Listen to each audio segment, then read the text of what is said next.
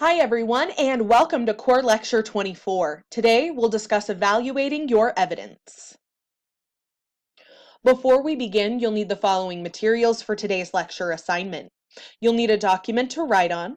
You'll also need access to your scholarly sources for Project 4, the Civic Engagement Argument.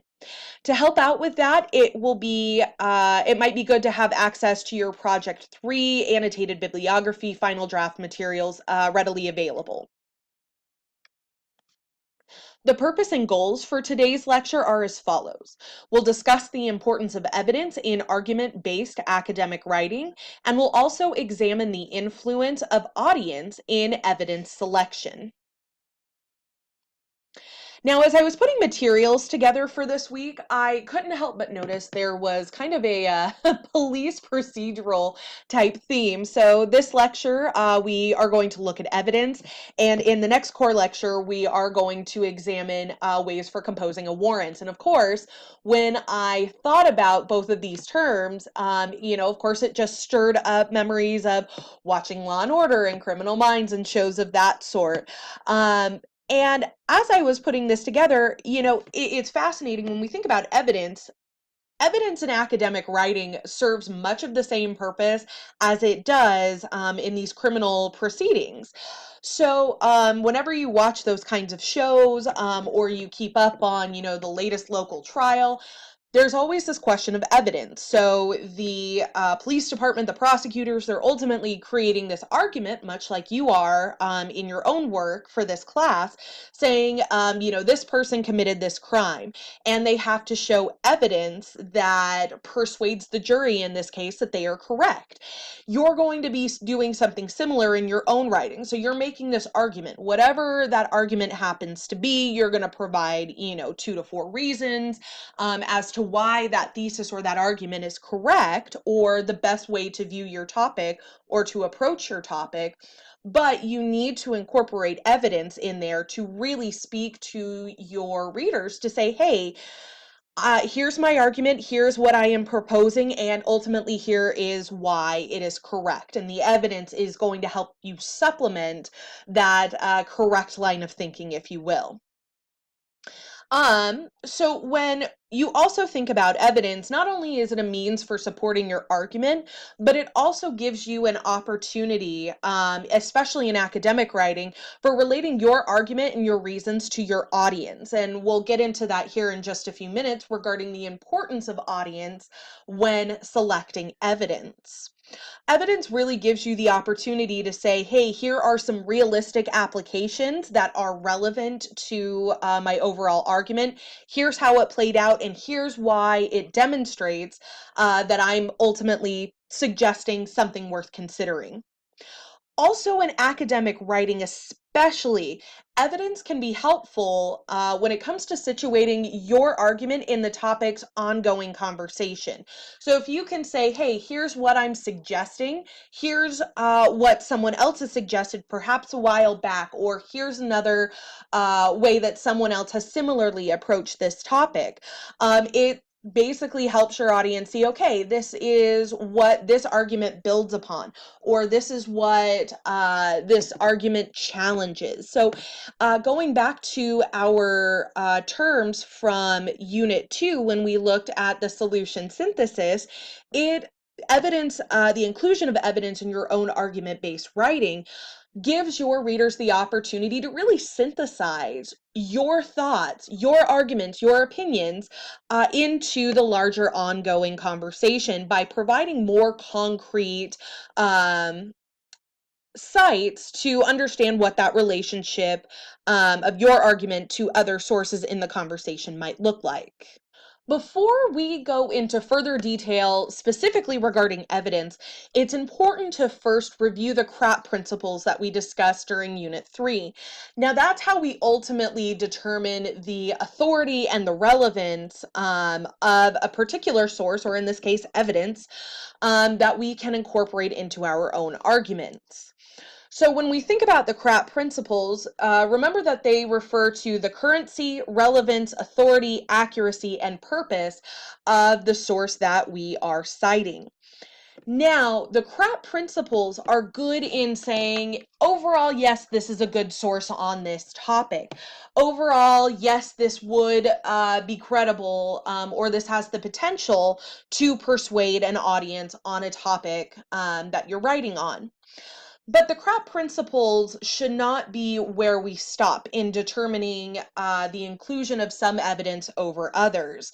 The CRAP principles are good for determining if a source is reliable, and what it really does is it demonstrates potential for including in your own argument, but it shouldn't be seen as this end-all, be-all, yes, because it checks everything off, because I can check all of these items off, and all of these principles off, it doesn't automatically mean that you have to or should include that piece of evidence or that source into your final draft. But it says, hey, if you decide to use it, it would be reliable, for your argument. The CRAP principles can be helpful in helping us determine if a source or potential evidence is credible. However, it doesn't exactly indicate if it's appropriate for a given argument. That, though, is pretty much in our hands as the writers. We have to really think critically about who are we trying to convince? Who is our audience?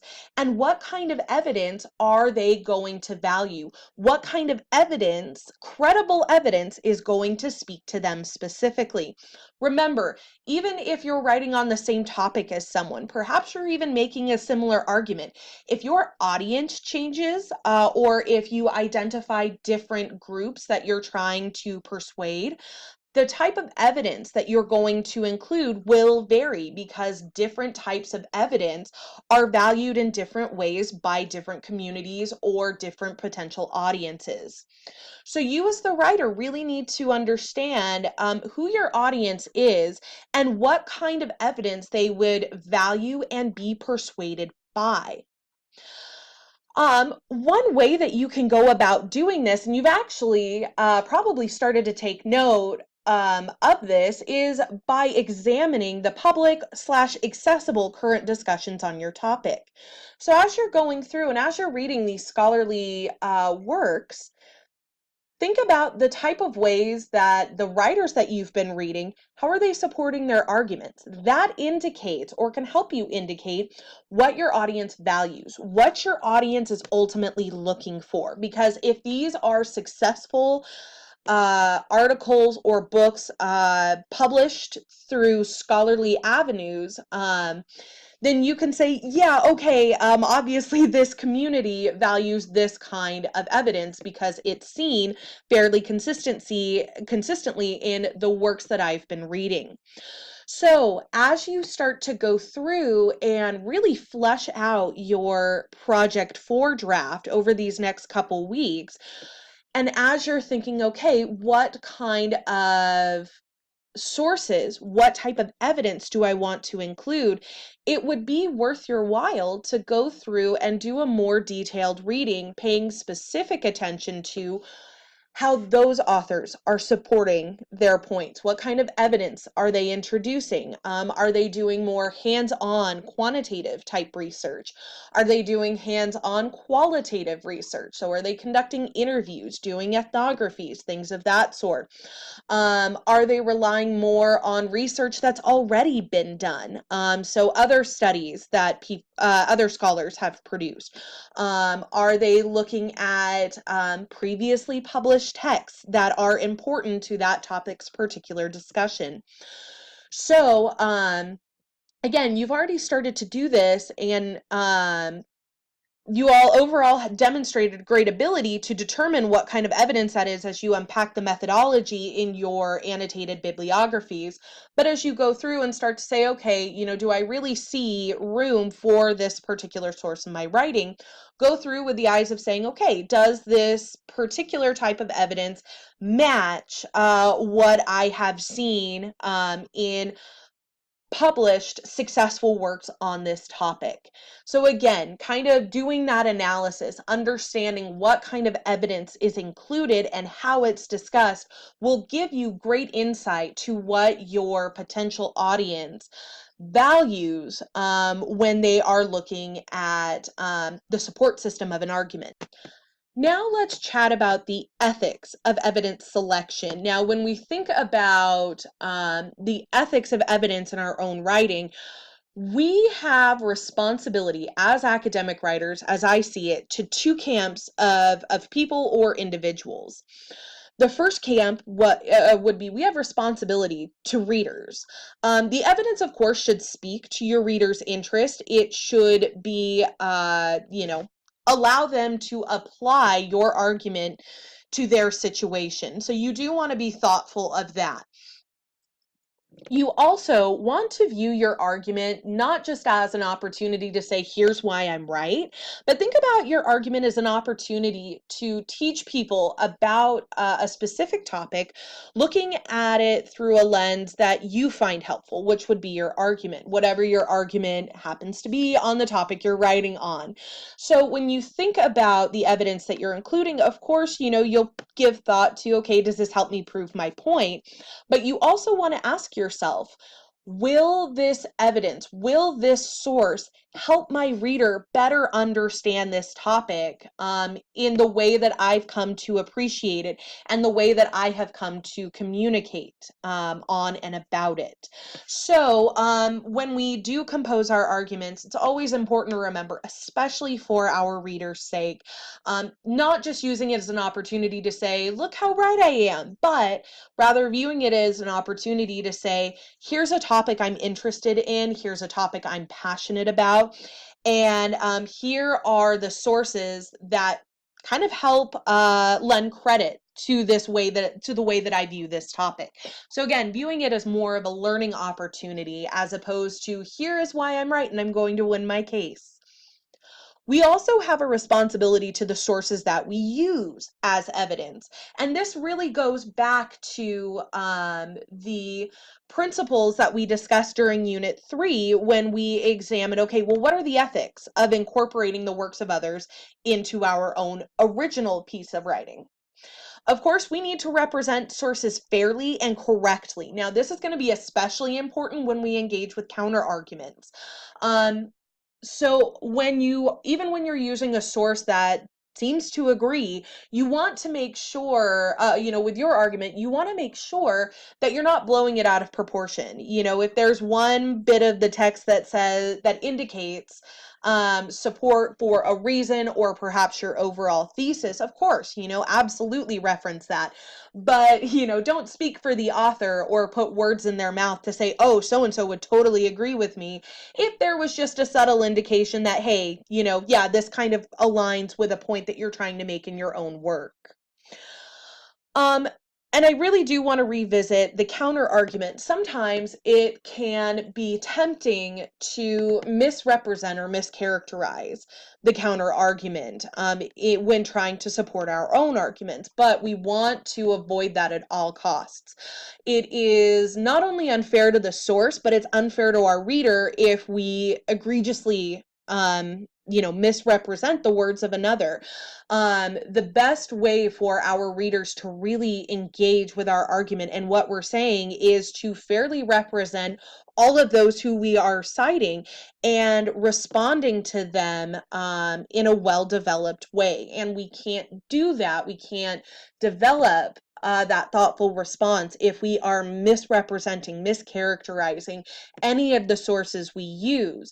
Like I said, this is really important when considering counter arguments, but it also applies to the sources that we find support or agree with our overall thesis, or perhaps the more specific reasons we're citing. So let's talk about the lecture assignment. So now that we've discussed the ethics of evidence, things that we can consider when selecting evidence, remember it's going beyond the CRAP principles. Now you really have to ask, who am I writing for and what are they going to value? What I would like you to do is select one scholarly source you plan to use for Project 4, your civic engagement argument. Compose a brief rationale, about 100 words, discussing why you believe this is an effective piece of evidence for your argument. So this is where it can be helpful to reference your Project 3 materials, because to some degree, many of you already responded to this question in your annotated bibliography, so you can actually use some of that written material and build off of it to respond to this assignment. So, to help you develop your rationale, you can consider the following questions. What is your argument and why are you making this argument? So, what's your purpose for wanting to teach your audience about the way in which you perceive the topic you're writing on? You can also think about, who are you trying to persuade? Who is your primary audience? And then building off of that, you can consider, what kind of evidence does your audience value?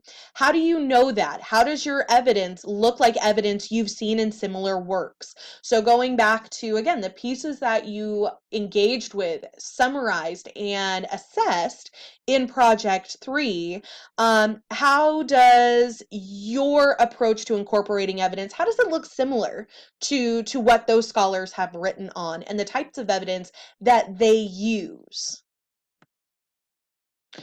So that is the end of Core Lecture 24. Keep in mind that your Core Lecture 24 summary and assignment should be submitted in your Week 13 homework submission. Overall, your Week 13 homework submission should include the summaries and lecture assignments for Core Lectures 24 and 25, as well as a mini lecture of your choice. And that is all due to Canvas by 11:59 p.m. on Sunday, April 7th. If you have any questions, or if there are any concepts that you'd like to discuss further, please don't hesitate to contact me via Canvas DM. All right, everyone, until next time.